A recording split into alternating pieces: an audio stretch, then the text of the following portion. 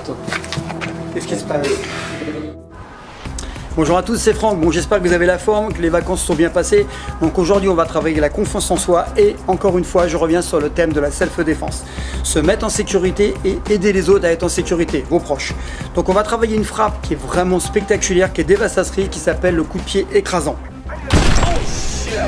Donc c'est un coup de pied qu'on donne au niveau des genoux, il est très efficace, il est très simple à appliquer et surtout on l'apprend très facilement. Donc vous allez frapper fort au niveau du genou, donc ce qui va créer des lésions.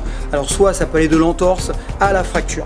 Alors ce qu'il faut savoir, c'est qu'elle est intéressante parce que vous n'allez pas vous casser la main en frappant à la tête. Il y a beaucoup de fractures, on le sait, au niveau de la main. J'ai fait une vidéo sur cette thématique. 2, vous allez avoir un appui simple, un appui stable, puisqu'en fait vous frappez la partie basse et vous n'avez pas à lever les jambes. Ensuite, vous ne ferez pas attraper la jambe puisque vous tapez la partie basse, il ne pourra pas les chercher. Comme ce n'est pas dans le champ de vision, il aura beaucoup de mal à bloquer. Un coup de poing au visage est beaucoup plus facile à bloquer qu'un coup de pied au niveau des membres inférieurs, il faut le savoir. Ensuite, c'est une frappe très puissante puisque vous utilisez une grosse masse musculaire. Et en stress, on sait que quand on utilise des gros mouvements moteurs, en fait, c'est beaucoup plus simple parce que les mouvements fins ne sont pas applicables. Ensuite, très important, on peut travailler facilement la puissance tout seul. Alors comment? Au sac et avec des paros, avec un système de répétition. Maintenant, ce qu'il faut savoir, c'est que comme elle est efficace et elle est dévastatrice, on ne peut pas la mettre et l'appliquer dans n'importe quel cas de figure. Moi, je conseille de l'appliquer plutôt quand on est agressé par plusieurs personnes ou face à un couteau ou quand vous n'êtes pas capable, vous ne vous sentez pas capable parce que vous n'avez pas encore le capital technique pour vous défendre. Par contre, encore une fois, c'est une frappe très efficace si elle est bien appliquée.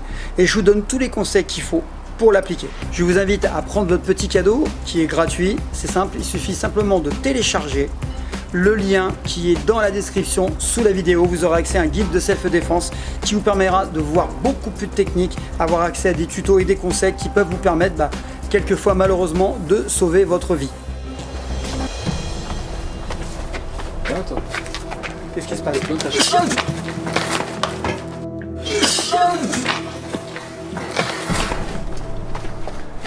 Donc là, je suis surpris, ce n'est pas une attaque, simplement je vois la lame, donc il est censé utiliser quelque chose, peut-être ma chaîne, ma montre, j'en sais rien.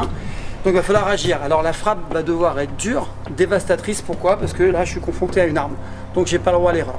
Ce qu'il ne faut surtout pas faire, c'est aller vers l'arme. Par exemple, si je fais un coup de pied génital et que je reprends appui, c'est une catastrophe. Au même titre que si je frappe à l'extérieur et que je rentre par là, je vais vers la lame. C'est un peu comme en boxe. Quand on boxe, si vous êtes face à un droitier qui est à la gauche, on ne va pas vers la droite, on tourne dans un sens vers la gauche pour ne pas avoir la droite qui est la force puissante. D'accord? Ce qui est la frappe la plus puissante. Donc là, qu'est-ce que je vais faire? C'est très simple, je vais frapper un membre inférieur. Et je vais frapper en coup de pied écrasant sur le genou. De cette manière-là, je vais pouvoir m'extraire encore de la zone de danger, pousser l'agresseur et courir. Ce qui est très important, c'est de retenir qu'il faut courir dans le dos et ne jamais aller vers l'arme, ni aller vers une droite si vous voyez que c'est un droitier. Pourquoi? Parce qu'en général, on met la gauche devant pour frapper de la droite derrière. C'est le même principe. Donc c'est une stratégie importante. Face à une arme, il ne faut pas faire le malin. Bien maintenant, vous avez un outil de plus pour apprendre à vous défendre. Petit à petit, vous allez grossir votre capital technique. Donc je vous invite à télécharger le guide de self-défense qui est gratuit, qui est dans la description sous la vidéo. Vous aurez plein d'autres conseils qui peuvent vous permettre de vous aider au quotidien et notamment si vous êtes confronté à une situation d'agression. Je vous dis à bientôt et puis continuez à vous entraîner, c'est le plus important. Ciao!